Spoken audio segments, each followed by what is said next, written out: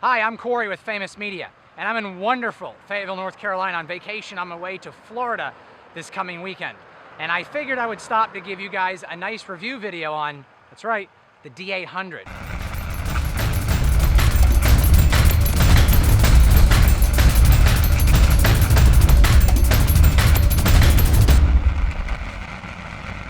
The best DSLR to hit the market, in my opinion, in the last 20 years. It's a revolutionary camera, 36 megapixels, and the noise performance is much better than most give it credit for. So the D800E is said to be a great camera. Many people say there's going to be more issues with the D800E. However, I have experienced none, and I've done over 100 photo shoots and video shoots. There is no more issues that I've ever had with this camera. The dynamic range is indeed 14 and some odd stops, I think 14.7. This camera is amazing at pulling shadow detail. It's a fantastic camera. I'm going to be going over all the features, and we're going to be doing a walk through downtown Fayetteville, which is a gorgeous city and this beautiful weather. And I'm going to show you some outstanding images and go over many of the features of this camera. I'm going to start off with the 70-200 from Nikon. The best feature about this camera is its ability to focus in dark situations. It can focus all the way up to f8. I've been able to focus pretty accurately into f11, believe it or not. It's a fantastic camera. I'm going to go for a walk around Fayetteville and take some photos of the gorgeous scenery. And the ISO performance is wonderful. I'm going to demonstrate 200 ISO.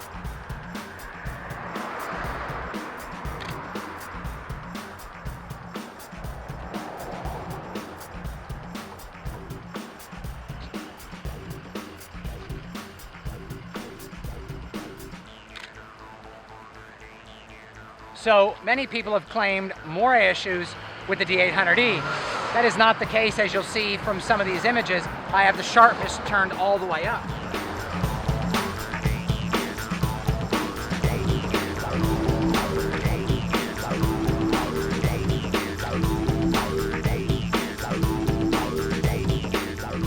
Images are tack sharp, and 25 bits depth of color is absolutely stunning. Another great feature about the D800 is its active delighting. I love this feature. If you take a photo and it's a little bit too dark on one side or you have a little bit of a shadow, the camera will compensate for it. The camera also has in-camera RAW processing, miniature effects, export to JPEG, and many other great features. The camera also boasts an amazing dynamic range, like I've talked about before, 14.7 stops, so you can completely pull back shadow detail in your photos. Now, with the D800E, I highly recommend leveling your highlights and pulling back shadows in comparison to shooting your shadows perfectly and pulling back blown highlights. The D800E doesn't like highlights as much as it does shadows, so they're more forgiving on the shadow detail. So when you're shooting highlights, make sure you don't go no more than 1/3 of a stop.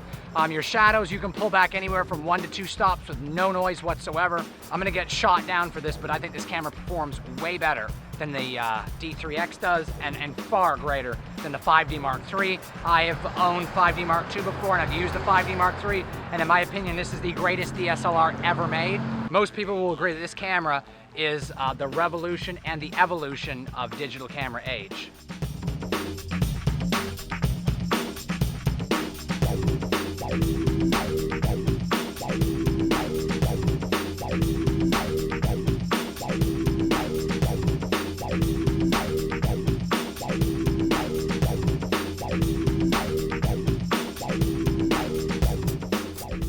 Sharpness is just unbelievable in the D800E. You get images that are just fan-freaking-tastic.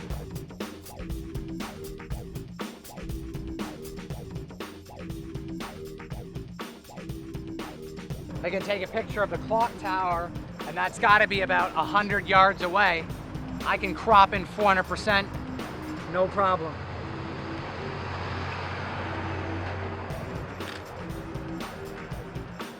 Another thing to mention for people who are looking for good video, the D800E not only doesn't produce more issues for me at all, but it also has full audio control. It has different sensitivity settings. It has 51 autofocus points, 3D tracking, servo mode, all kinds of goodies. This camera really packs a huge punch. Don't forget, you've got the D800E battery pack that I'm using from Nikon, which is outstanding, a little expensive, but it adds significant life to your battery. And I highly recommend it if you're gonna be shooting video and stuff where you want extra battery life.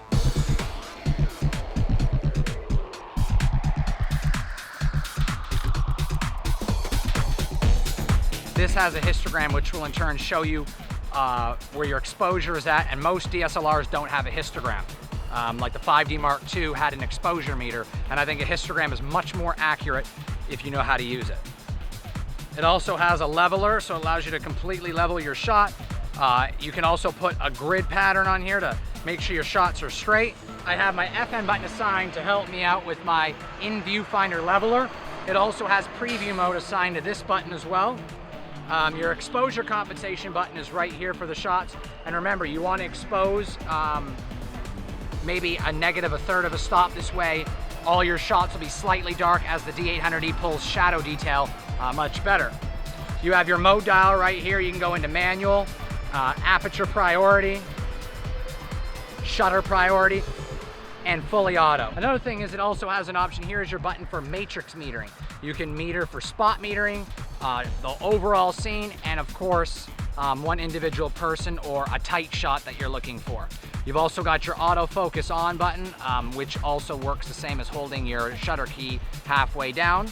And of course, your auto exposure lock right here behind my eye loop.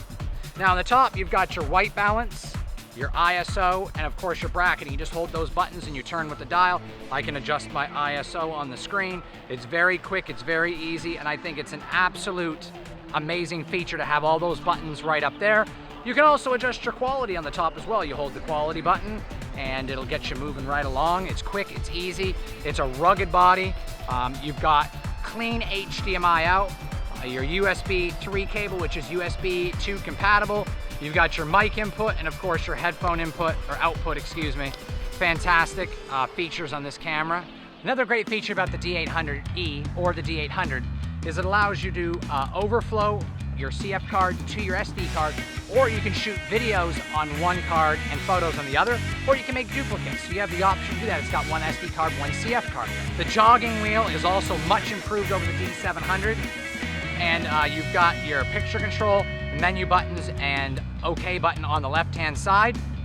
And when you zoom in to check your pictures of your pixel peeping, you'll see that 36 megapixels goes a long, long way.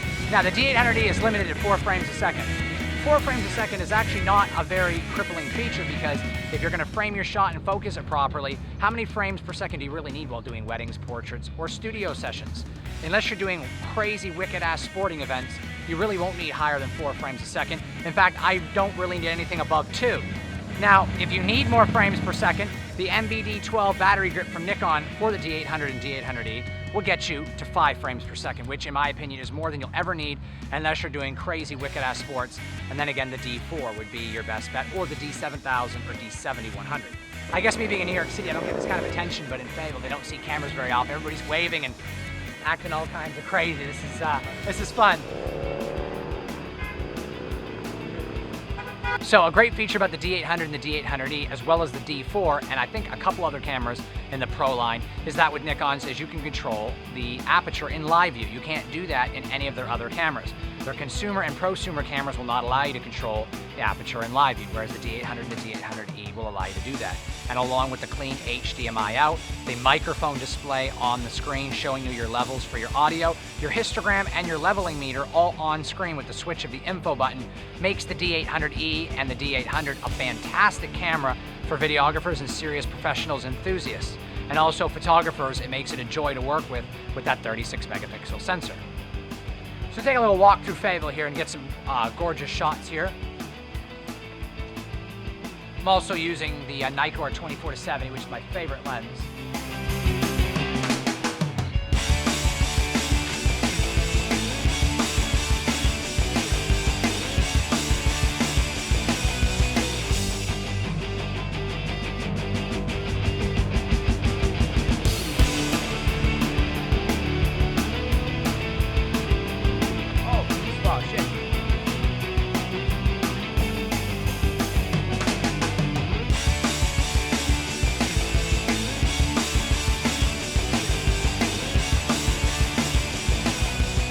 Got historic downtown Fayetteville right here. Let's take a walk through downtown.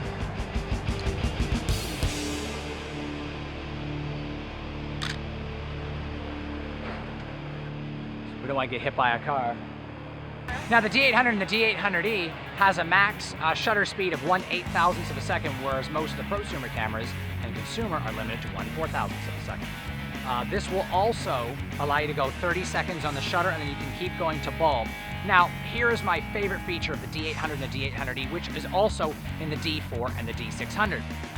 HDR exposures in camera. Throw it in JPEG mode, and you can combine 3 exposures at one time to create an in-camera HDR. They are fantastic. And another feature that I just love about the D800 and D800E is the much raved about in-camera time-lapse. I've done this many times. It's an amazing feature. You can set your camera up to what intervals you would like and how long you'd like to shoot. It combines all your exposures into a 1080p playable movie. Now, some people are saying they don't like the fact that it deletes the files. For me, that's not a problem because I've got the 1080p video. They've never seen a camera before. It's not like that in the city. Bloody hell. I'm gonna go ahead and I'm gonna turn the camera on our camera crew. Meet Cody of Famous Media. Now the D800 and the D800E will also do another nifty feature. It'll do compressed RAW, lossless compressed, and uncompressed. Lossless compressed RAW is just as good, in my opinion, as uncompressed, except it brings your 80 megabyte RAW file down to about 45 megabytes, saving you lots of your hard drive space and without compromising any quality. Now the D800E will also do high noise reduction, long exposure reduction, and vignette control inside the camera. So make sure your firmware is updated from Nikon's website, nikon.com of course, and it'll have all your auto adjustments built into the camera. I find that auto exposure and noise reduction in camera is actually significantly better in most circumstances than Adobe's Photoshop or Lightroom. So I would much rather use the in-camera processing, especially if you're using a Nikon lens like a 24-70, 50-85 macro, or 70-200. Pretty much anything that's top of the line from Nikon, you'll want to use the in-camera exposure controls. You'll want to use most of the noise reduction built in to your D800, D800E. The firmware is completely manufactured for the lenses and it works fantastic.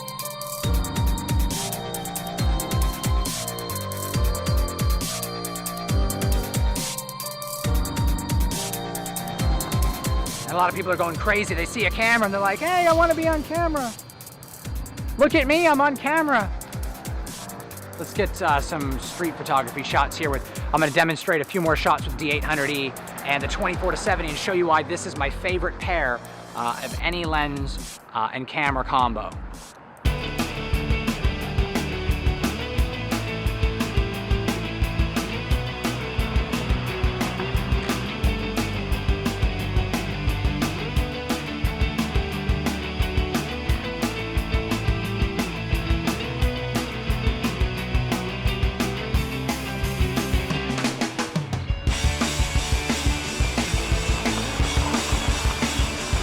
Like a studio or office of some sort. A video studio. Since when did they have a video studio here? With the D800 and the D800E, you can also fine-tune your autofocus, plus or minus 20 points in your sub-menu. Under the wrench, you can adjust that. This way, if your lens is out of focus or you want to adjust it, because every lens is manufactured slightly differently, it'll allow you to fully control that. That's a wonderful feature, not just on the D800, D800E, but most of Nikon's cameras do have this feature. And Nikon has done away with the old setup, and they've now got your complete focus point set up on the bottom left-hand side of the camera. You can change from autofocus to manual, and if you hold the button, you can change your autofocus points from 3D to fully auto to 9 focus points, all the way up to 51 autofocus points. It's an amazing setup. It's quick. You can use your thumb here right where you're shooting to adjust the focus points.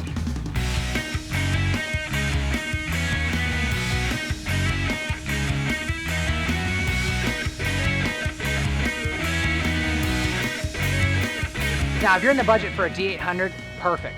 Fantastic camera. However, if you want a D800E that's sharp but you're afraid of Moire issues, the D800E does not have any Moire issues in video or photos, and this is the best camera I've ever used, and its ISO performance in low light is fantastic, and in my opinion is the best DSLR ever made. This is the best camera on the market. So if you want the best bang for buck, the highest resolution, and the overall best camera for video and photos, I personally recommend the D800E. It's worth a few hundred extra from the D800.